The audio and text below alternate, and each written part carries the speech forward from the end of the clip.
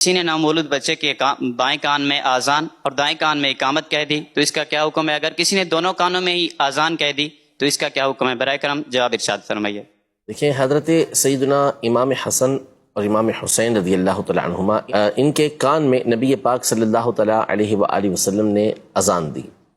تو یوں بچے کے کان میں اذان دینا یہ نبی پاک صلی اللہ تعالی علیہ وآلہ وسلم سے ثابت ہے،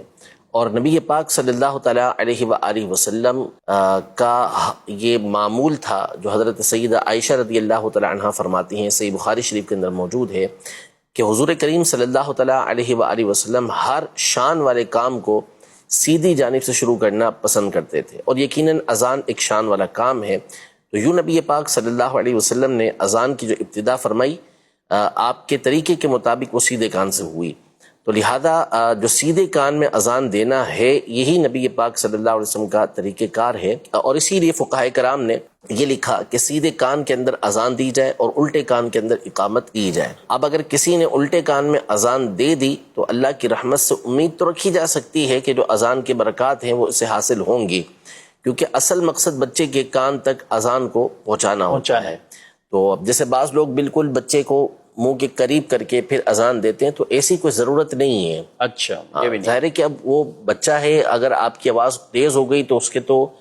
کان کا بھی مسئلہ ہو سکتا ہے، تو اس لیے طریقہ کار یہی ہے کہ اس کو آپ سامنے رکھیں سیدھی جانب اور اس کے کان میں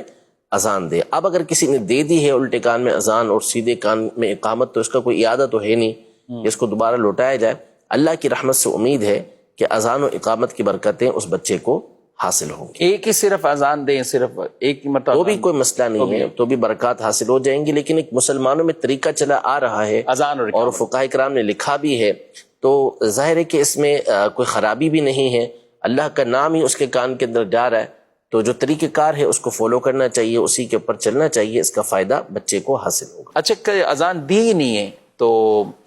اب کھانا کھلانا یا اس طرح کے معاملات بعض اوقات اس میں بھی لوگ پوچھتے رہتے ہیں، کیا کہتے ہیں؟ دیکھیں، کھانا تو کھلاتے نہیں، دودھ پلائیں گے ظاہر بچے کو، تو اگر دودھ پلا دیا ہے تو اس میں ویسے کوئی حرج نہیں ہے، کوئی بھی دودھ غذا پلا سکتی ہے ماں، لیکن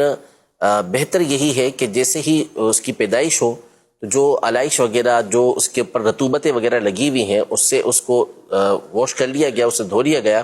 تو اس کے بعد آپ اس کو فوری اذان دے دیں، اس میں تاخیر نہ کریں، اور اس کی برکت سے بہت ساری بیماریوں سے وہ بچہ انشاءاللہ محفوظ رہے گا۔ لیکن اگر اس کو اذان نہیں دی جا سکی، وقت گزر گیا ہے، تو بھی اذان دے دیں، انشاءاللہ تبارک و تعالی اس کی برکتیں حاصل ہوں گی۔